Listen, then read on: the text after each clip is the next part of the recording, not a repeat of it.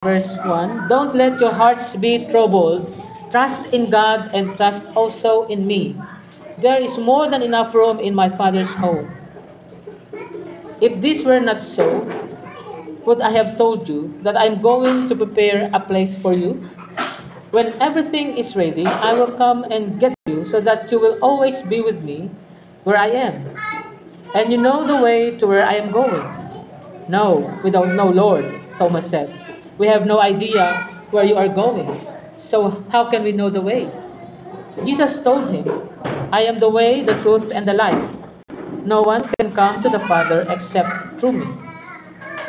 If you had really known me, you would know who my Father is. From now on, you do know him and have seen him. Philip said, Lord, show us the Father, and we will be satisfied. Jesus replied, have I been with you all this time, Philip? And yet you still don't know who I am? Anyone who has seen me has seen the Father. So why are you asking me to show him to you? Don't you believe that I am in the Father and the Father is in me? The words I speak are not my own, but my Father who lives in me does his work through me. Just believe that I am in the Father and the Father is in me. Or at least believe because of the work you have seen me do. I tell you the truth, anyone who believes in me will do the same works I have done, and even greater works, because I am going to be with the Father. You can ask for anything in my name, and I will do it, so that the Son can bring glory to the Father. Yes, ask me for anything in my name, and I will do it. May the Lord add a blessing upon the reading of His words.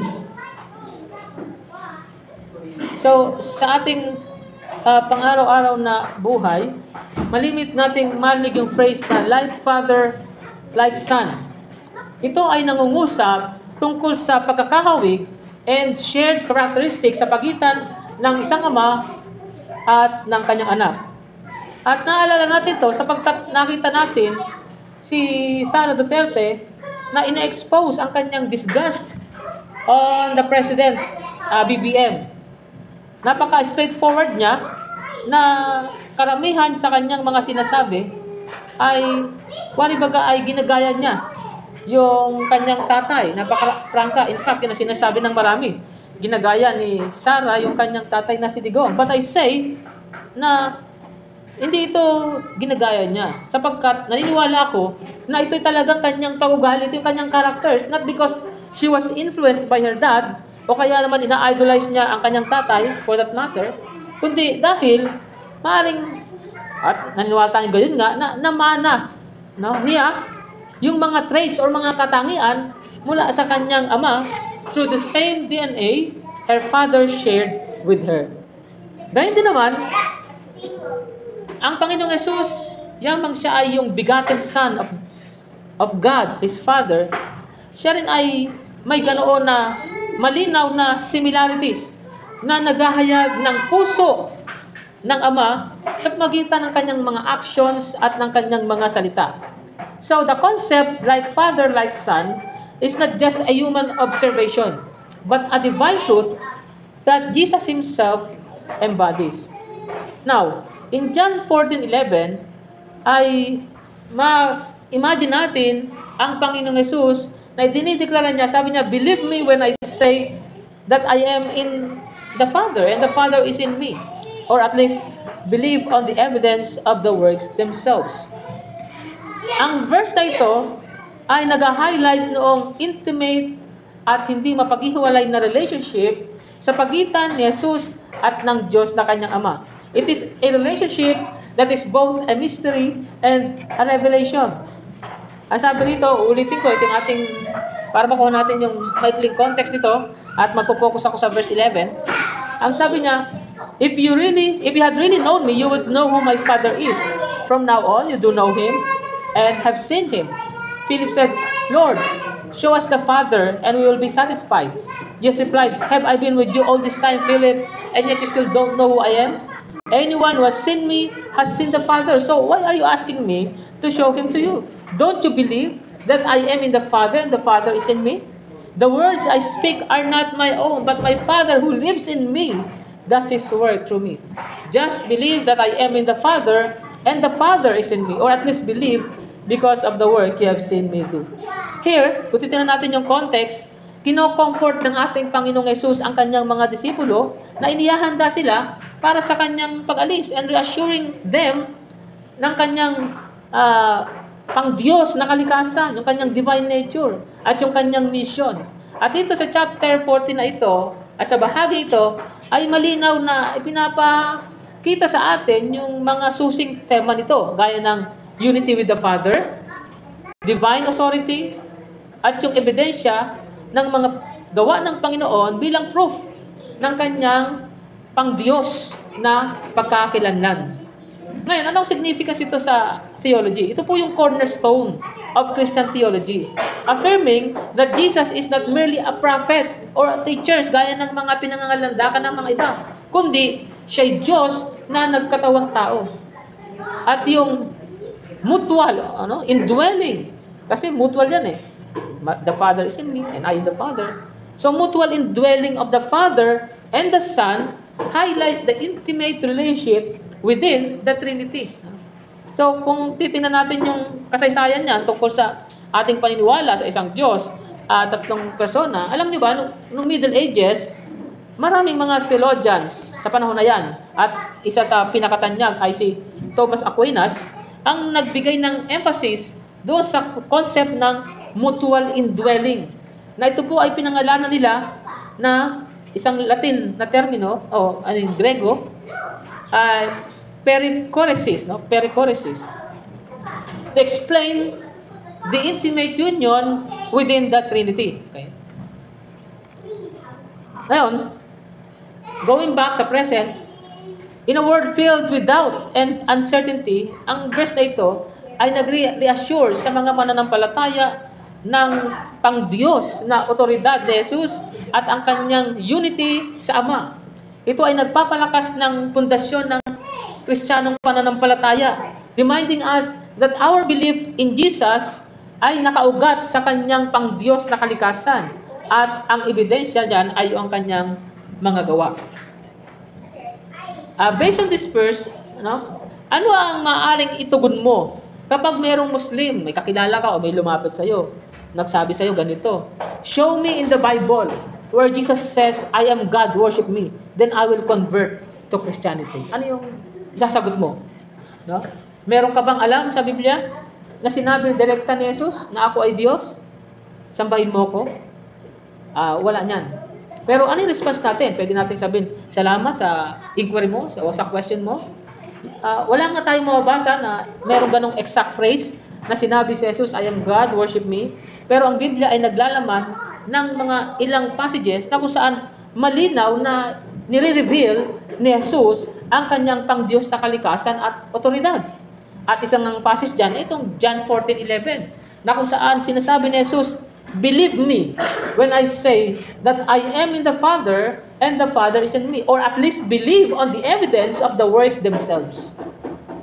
Diba? Ito yung praise ng Muslim na yan, para i-challenge tayong mga Kristiyano, it betrays stupidity, no? Bakit? Bakit ka-stupidan, no? Or kahangalan?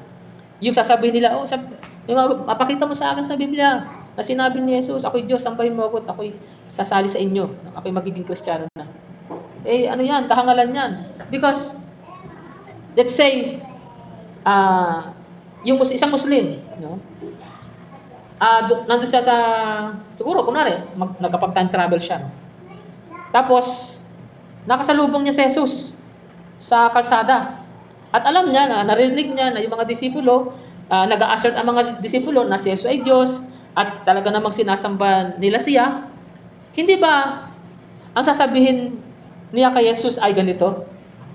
Show me the proof that you are indeed God. Sa halip na sasabihin kay Jesus na, sabihin mo nga sa akin na ikaw ang Diyos at utusan mo ako na sambahin ka at ako'y magpapakonverte sa iyo. Diba? Hindi gano'n, di ba? Ha? Hindi gano'n. Kung mayroong mag-aangkin sa harapan mo, na sabihin na hindi naman pag-aangkin niya, kundi pinaniniwalaan at tinatanggap naman niya na siya'y Diyos at siya'y tumatanggap ng pagsamba, ibig sabihin, hindi ito direkta. No, it is indirect na pagsasabi na siya'y Diyos, pag-aangkin na siya'y Diyos. At kung merong ganung pag-aangkin na hindi naman direkta, hindi mo na para tanungin pa. Sabihin mo na Diyos ka. At sabihin mo, sambahin ka, gagawin ko yan. Paniniwala nga akong Diyos ka. Hindi. It's common sense na sasabihin mo. Sige nga, ipakita mo. No? Pakita mo sa akin na Diyos ka. Di ba? Well, on the sense that the Lord Jesus says, believe on the evidence of the words themselves. Believes on the evidence. Yung sinabi ng Panginoon. Kasi yun lang talaga yung pagbabatayan mo sa pag-claim ng tao. Ipakita mo. Kung totoo, yung pag-aangkin mo, hindi po pwedeng tanggapin yung sinabi mo lang. Di ba? Ganun naman Yung assertion is something, but to claim that assertion or to prove that assertion is another thing. No? Parang ganun. So overlooking the profound truth of Jesus' unity with the Father, ito ay maaring mahulog, no? Pag hindi mo yan pinansin, itong katotohanan na ito na mayroong kaisahan ang Panginoong Hesus sa Amang Diyos, pwedeng yung iyong pagtitiwala, no? Sa kanyang mga pangako at sa kanyang mga gawa, pwede yan ay mabuwag. At kung wala siyang kaisahan sa Ama, hindi niya sabihin na, yes, ask me for anything in my name, and I will do it. Kung siya ay hindi, o kung siya ay walang kaisahan sa Ama, at kung siya ay hindi Diyos, no? Hindi niya sasabihin yan, yes, ask me for anything in my name, and I will do it. Yang salita na yan, nagpapatunay yan, na siya ay may kaisahan sa Ama, na siya ay Diyos. No? Because this verse shows the attribute of God, which is omnipotence. Kaya niyang gawin lahat O sabi, ano man, tingin mo sa pangalan niya, gagawin niya. O, hindi man isulat dyan yung omnipotence, pero yun. All-powerful, magagawa niya ang lahat. So omnipotence means God is all-powerful. This means God has supreme power and has no limitations. So, malino sa atin na ang Panginoong Hesus ay nag-claim ng omnipotence. Ng katangian lamang na pang Diyos. Okay? Katangian pang Diyos yun. No? Kahit ano, pwede niyang gagawin. No? Ngayon, ang ating mensahe is ito. The essence of the deity is in the Son of God, who is none other than the Lord Jesus Christ. The essence of deity. Yung deity is yung pagka-Diyos. Pag sinabi nating essence, it refers to the fundamental nature or intrinsic quality of something. And when we say that the essence of the deity is in Jesus, we mean that nagtataglay ang Panginoong Hesus ng very nature and attributes ng pagiging Diyos. He is not merely a reflection or representation of God. Sapagkat mamaya babasahin ko sa inyo na siya nga representation ng Diyos, pero hindi lang siya ganun. But is God Himself in human form. At ito yan, no? Ito yung revelation ng Diyos. Na Jesus is the visible manifestation of the invisible God. At dyan, sa Colossians chapter 1:15, the Son, or Jesus, is the image of the invisible God, the firstborn over all creation. Ang Diyos, isa sa katangian ng Diyos, ay hindi nakikita. Siya lang ang meron yan. Kasi, di ba? Yung mga anghel, espiritu, pero nakikita sila Pwede silang magpakita sa tao in human form. No? Pero yung Diyos, dahil marahil, palagay ko, yun na nga yun, dahil sa kalawakan ng Diyos, sa kanyang tunay na kaanyuan, hindi mo siya makikita talaga. Di ba? Sa kalawakan, sa kalakihan ng Diyos. Di ba? Kung ang Diyos ang gusto mo makita, yung kanyang pagka-Diyos, gusto mo makita. Ay, hindi. Kasi malawak ang Diyos, at saka liwanag ang Diyos, hindi masisilaw ka. No? At baka mabulag ka, gaya ni Pablo.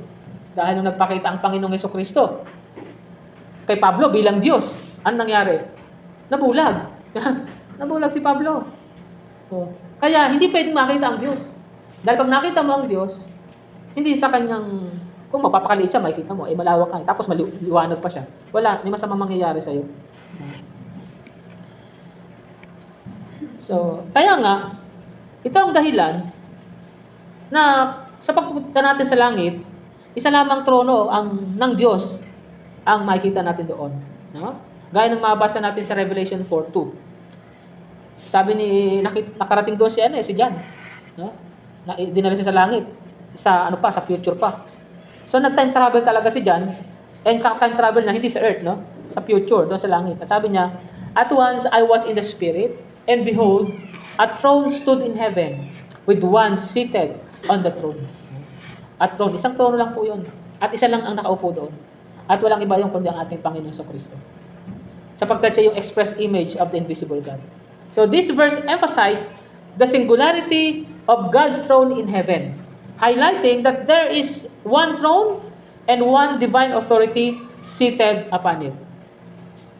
Now, sa kasaysayan po, may konsilyo o pagtitipon ng mga punong ng mga iglesia na ang pangalan ay the Council of Nicaea na ginanap noong 325 AD.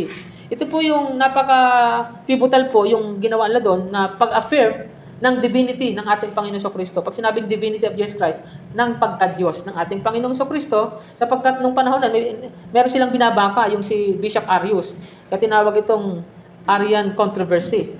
Sapagkat isa sa mga kasamahan nila, si Arius ng Alexandria, ay nagbago ng kanyang tinatayuan. Kinontra niya si Origen. Sabi nila, he pressed and enlarged on Origen's distinguishing between Father and Son by insisting on a subordination. Ibig sabihin, si Origen ay may sinabi, may pagtuturo na magkaiba talaga yung ama, no? At ang anak. Pero ang ginawa pala nito, si Arius ay mas lalo pang pinalawak yun. No? By insisting on a subordination. Na sinasabi, hindi po pwede na maging Diyos si Jesus sapagkat sinasabi ni Jesus na ang ama ay higit sa kanya. Kung ganon, merong subordination, paano maging Diyos yun? Parang ganyan ang gusto niya parating. Logically, this meant Christ was not God, but a creature. Okay, sapagkat ang lahat ng subordinate sa Diyos ay mga nilalang. Yan ang kanyang punto. So, the Nicene Creed, formulated at this council, explicitly states that Jesus is of one substance with the Father. Yan yung sa Greek word, homoousios. So, homoousios, okay? Which means that Jesus Christ is the same as God in essence. So ito po yung, nauna pa po ito doon sa Apostles' Creed na nire-recite sa simbahang Katoliko. No? Yung I believe in God, the Father Almighty. Tapos, pagdating doon sa I believe in Jesus Christ, no? Mas mahaba po yung Nicene Creed. Sapagkat sinabi, ito yung mga nakasulat doon, God of God, tungkol kay Jesus Christ, God of God, light of light, true God of true God, begotten, not made, of one substance with the Father. The only begotten Son of God, begotten of the Father before all ages. So, ang tawag natin dyan is, ang tawag doon, eternally begotten. Made man by the Holy Spirit of the Virgin Mary, crucified, suffered, and buried, rose again the third day, ascended to heaven, seated at the right hand of the Father. So, dito, nag-underscore ito ng essence ng deity, yung deity o pagka-Diyos ay fully present sa ating Panginoong Yesus. So, this truth equips us to engage in meaningful conversation with people of other faiths or belief, or those who are seeking, providing a clear and compelling reason for our hope in Christ. Ibig sabihin, mga kapatid, maaari na dumating na di mo inaasahan sa buhay mo na meron kang makakausap. No? At lalo pa, tayo na papalibutan ng mga Muslim. Maaari may kakilala ka o may maging kaibigan ka, makasalamuha kang Muslim or Muslima. No? It becomes clear na yung pangunawa doon sa pagka-Diyos na kalikasan ng ating Panginoong Jesus, hindi lang po ito isang theological exercise, kundi ito rin ay masasabi nating a transformative reality that impacts our relationship to others, and most especially to the Lord Jesus Christ Himself. Ibig sabihin, hindi ito magiging dahilan para ikaw ay may mga kaaway, kundi magiging liwanag ka sa mga iba, sa mga hindi pa nakakilala or may maling pagkakilala sa ating Panginoong Jesucristo. Sapagkat dito naikip ka, nalalaman mo itong mga bagay na ito. Sapagkat hanggang ngayon, bagamat naresolbahan na ito sa mga konsilyo, sa mga nagdaang panahon, at wala nang dapat pagtalunan pa, pero inuungkat, binubuhay, yung kontrobersiya, yung naresolba na nakatotohanan na si Jesus ay ang anak ng Diyos and therefore, He is God. Kaya ang tanong, why did Jesus say those words found in verse 11 to His disciples? Ito po ang dahilan, marami, pero bibigyan ko lang ng highlight ito. Reassurance of His divine identity and preparation for future ministry. So, doon sa reassurance of His divine identity, so ano po yan eh, ang context po niyan, di ba, sabi ko sa inyo, inihahanda ng Panginoong Yesus sa mga disipulo niya para sa napipintong pag-alis niya through crucifixion, resurrection, at pag-akit sa langit, tinatawag nating ascension. At sila, they were troubled and confused about the future. So by affirming His unity with the Father, Jesus reassured them of His divine identity and authority, providing them with comfort and confidence. Pangalawa, preparation for future ministry. Ito po ay merong empowerment para sa kanilang misyon sapagkat nalalaman ng Panginoon na after His departure, ang mga disipulo ay dadalhin ang kanilang misyon sapagkat ito yung magiging udyok sa kanila ng Holy Spirit. So understanding His divine nature and unity with the Father was essential for their ministry. It would empower them to perform greater works through the Holy Spirit as Jesus promised later in the chapter. Now, ano yung application niya sa atin? Una, personal assurance. Just as Jesus reassured His disciples of His divine identity to comfort them, tayo rin ay makakasumpong din tayo ng kaaliwan in knowing that Jesus is fully God. Sapagkat sa mga panahon ng uncertainty, stress, or mga kaligaligan or fear, we can learn on the assurance that Jesus, who is one with the Father, is in control and has the power to guide and protect us. At ang katotohanan nito ay magdadala sa atin ng kapayapaan sa ating mga puso at sa ating mga isipan, reminding us that we are never alone and that our Savior is both willing and able to help us through any situations. At pangalawa, empowerment na rin for service.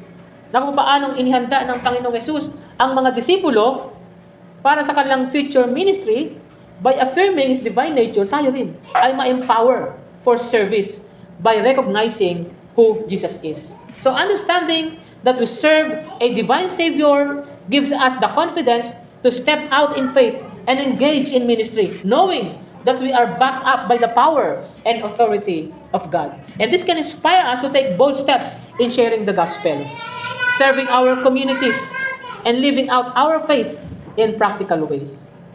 The point is, Jesus Christ fully embodies the divine nature of God, which calls for believers to recognize and trust. Okay? Ang point na ito ay mas malinaw na ma-explain sa atin sa Hebrews 1:3. Okay?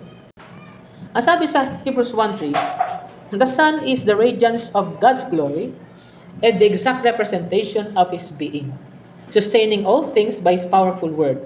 After He had provided purifications for sins, He sat down at the right hand of the Majesty in heaven. So ang sabi, ang Panginoong Hesus, siya yung anak, ay radiance of God's glory. Yung radiance, it indicates that Jesus is the visible manifestation of God's glory. Na kung paanong ang liwanag ay nagra-radiate, no? Mula doon sa araw, ang Panginoong Hesus, nira-radiate niya, no? Yung glory ng Diyos, making the invisible God visible to us.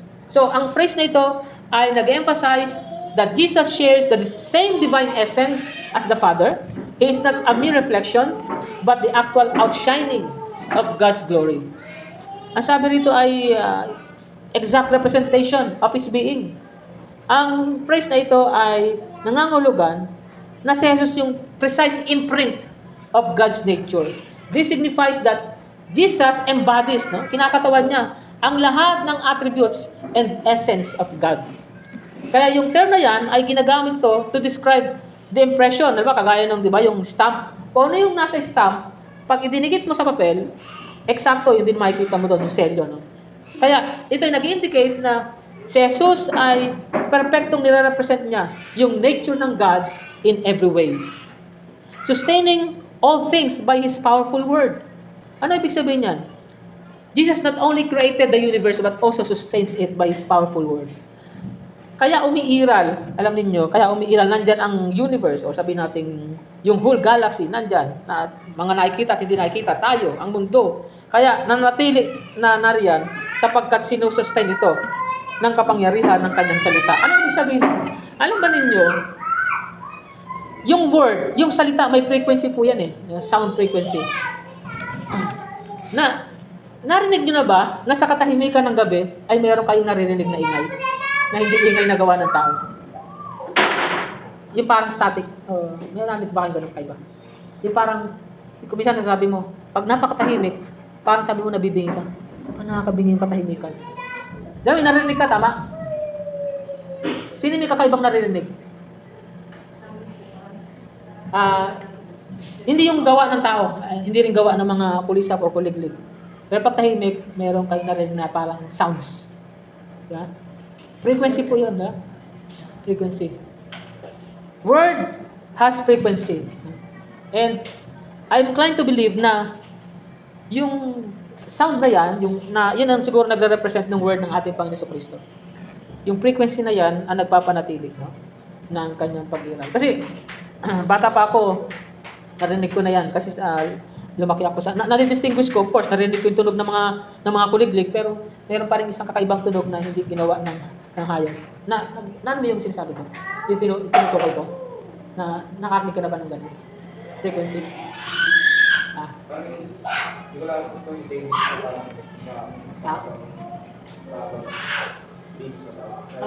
Hindi ba tahimik, di ba? May gano'n? May sound, no? Frequency po yun. And the word has frequency. So, this ongoing act of sustaining creation demonstrate His divine authority and power. So, ang aspeto na ito ng gawa ng ating Panginoong Hesus ang nag-highlight ng kanyang continuous involvement in creation, affirming His divine role as both creator and sustainer. Okay? The Lord Jesus Christ is both sustainer and creator. Yung mabasa mo yan sa Colossians 1:15. Kanina binasa natin 15, image of the invisible God. Tuloy-tuloy mo lang hanggang 17. Doon mo mabasa yung He sustains everything. No? Every creation, the Lord Jesus Christ sustains. And sabi rito, He had provided purification for sins. Jesus provided purification for sins through His sacrificial death, fulfilling His role as the high priest. Kanina binasa natin, no? Merong tatlong panungkulan ang ating Panginoong Jesucristo. No? At isa dyan, bilang saserdote, punong saserdote. Three divine offices of the Lord Jesus Christ. Di panguli, hari, di ba? Yun, bilang saserdote o pari.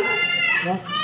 High priest. So, after completing this redemptive work, He sat down at the right hand of God, signifying His exaltation and authority. Kaya yung act of sitting down indicates the completion of His redemptive work and His ongoing reign as the exalted Lord. Now, yung phrase na sitting at the right hand of majesty or sitting at the right hand of God or seated at the right hand of the Father, symbolic po yan. It just means that the Lord Jesus Christ has a position of honor, authority, and power. It signifies His exalted status and His role in divine governance, not a literal sitting arrangement. So, I just want to clarify na yung position ng Panginoong Hesus at the right hand of God emphasizes His role in interceding for believers, advocating on our behalf before the Father. So, yung palang sitting at the right hand of God, yung pala sa kapakinabangan natin. Tingnan mo. Romans 8:34. Who is to condemn? Christ Jesus is the one who died, more than that, who was raised to is at the right hand of God, who indeed is interceding for us. So, the Lord Jesus Christ is at the right hand of God, interceding for us. Namamagitan para sa ating mga kasalanan. Tayo, nagkakasala tayo, hindi maiwasan. Kaya nga nandun ang Panginoon Jesucristo bilang high priest. As a high priest, His duty is to intercede for us, for our sins. And ito ay lalong pinagtibay, no? Itong talata na ito, nag-highlight ng ongoing role. Ito yung patuloy, no? It's ongoing, yung ginagawa ng Panginoon. Hindi natatapos. Hindi natatapos doon sa yung kanyang pamagitan, kundi nagpapatuloy. No? Namatay siya para sa ating mga kasalanan, pinagbayaran niya yung ating mga kasalanan. Patuloy tayo nagkakasala, kaya siya patuloy pa rin nag-intercede. You see? That's the power of His blood. Sapagkat sa pag-intercede niya doon sa Heavenly Tabernacle, dala-dala niya ang kanyang sariling dugo. Ibig sabihin, ang dugo ng ating Panginoon Jesucristo ay patuloy na may bisa hanggang ngayon. So, continuous po yung advocacy ng ating Panginoon Jesus on our behalf. So, as an illustration, imagine a courtroom where a defense attorney sits next to the judge. This position signifies the attorney's authority to speak on behalf of the defendant and their close relationship with the judge. However, on the case of the Lord Jesus Christ, siya po yung ating attorney, yet He is also assigned by God the Father to be the judge on His behalf. Ang Panginoong Hesus, siya na yung attorney, siya pa rin yung judge. Malinaw yan dito, no? John 5:22 verse 27. Moreover, the Father judges no one, but has entrusted all judgment to the Son. And He has given Him authority to judge because He is the Son of Man. So, merong perfect justice. Jesus, as the divine judge, ensures that justice is administered perfectly. His judgments are based on divine wisdom and righteousness. Kaya ito nagbibigay sa atin ng confidence that ultimate justice will prevail even when human systems fail. Kaya kung makaranas ka ng injustice sa mundong ito, merong yung mga tao na nagkasala sa iyo at hindi ka nakakuha doon ng katarungan. Tandaan mo, merong judgment day at doon magbabayad sila. Sabi sa Acts 17:31, for He, God, has fixed a day in which He will judge the whole world with justice by means of a man, Jesus Christ, He has chosen. So yung pag-judge ng God the Father ay sa pamagitan ng lalaki na kanyang pinili. Tumutukoy sa ating Panginoong Hesus. At pinatunayan ng Diyos ang katotohanan na ito. He has given proof of this to everyone by raising that man from the death. From death. So yung Panginoong Hesus, yung kanya palang resurrection, ang nagpapatunay na siya yung judge. Siya yung ating judge. Sa atin, judge bilang tatanggapin natin yung ating rewards, yung just compensation. Sa iba, judge siya para sa kanilang condemnation. Kaya, as a challenge, how can we practically prepare for the judgment day to receive our just compensations? Una, cultivate a relationship with God through daily prayer and Bible study. Regularly spend time in prayer and study the Bible to deepen our relationship with God and understanding His will for your life. Gaya ng sinasaad sa atin, nagbibigay sa atin ng para encouragement, yung Psalms 119 verse 105. Number 2, live a life of obedience and holiness through following Jesus' teachings. Strive to live according to the teachings of Jesus, embodying love, compassion, and integrity in all your actions. Next is serve others through acts of service, like engage in acts of kindness and service to others to reflect Jesus' love and compassion. Gaya ng mabasa natin sa Matthew 25:40. Repent and seek forgiveness through confession and repentance. Regularly confess your sins and seek God's forgiveness, striving to turn away from sinful behaviors. And cultivate a heart of gratitude and worship through thankfulness and praise. So maintain a heart of gratitude and regularly engage in worship, acknowledging God's goodness and sovereignty, gaya ng tinuturo sa atin sa Colossians 3:16. Remember, by incorporating these practices into our daily lives, we can prepare ourselves spiritually for the day we stand before Christ, ensuring that we live in a way that honors Him and reflects our faith. So, we have a case study na ipapakilala ko sa inyo. Si Ayaan Hirsi Ali. Si Ayaan Hirsi Ali, siya po isang notable convert from Islam to Christianity. Na in-exemplify niya yung isa pamuhay, yung kanyang pananampalataya in practical ways. Yung kanyang journey, hindi naman siya direktang naging Christian, kundi from Islam to atheism. And through atheism to Christianity. Ito po yung nag-highlight ng kanyang commitment to understanding and embodying her new faith. Ang kanya pong background, si Ayaan Hirsi Ali, ay from Somalia po siya. And she was raised in a strict Muslim environment. And she later became an outspoken atheist and critic of Islam. Pero noong 2023, she publicly announced her conversion to Christianity. Si Ayaan po, Ayaan ang pangalan niya, no? Sinare niya na siya umaattend ng church regularly and she engages in prayer, seeking to deepen her relationship with God. Ang kanya pong conversion ay nagdala sa kanya to embrace Christian values and teachings. And she is striving to live a life that reflects the holiness and integrity of Jesus. At si Ayaan po ay nagpatuloy na advocate po siya for human rights particularly focusing on issues affecting women and children. And ang kanya pong trabaho ngayon ay naka-include po yung Christian perspective, aiming to reflect Jesus' compassion and justice.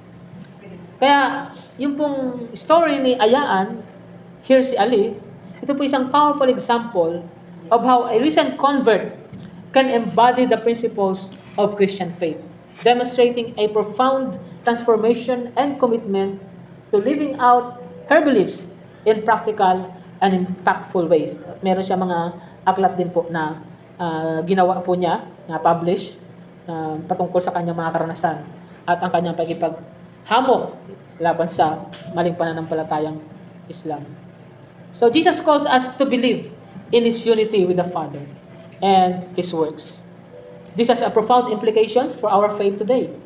Hinahamon tayo nito na magtiwala kay Jesus, not only for what He says, kundi for what He has done and continues to do in our lives.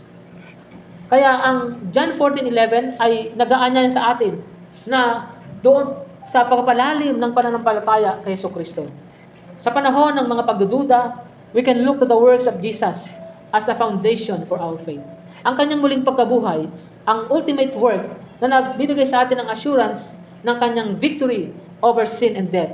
And as we reflect on this verse, let us be reminded that our faith is not blind, but grounded in the reality of who Jesus is and what He has done. Kaya panghawakan po natin matibay ang katotohanan ito at hayaan natin na palakasin ito ang ating pananampalataya.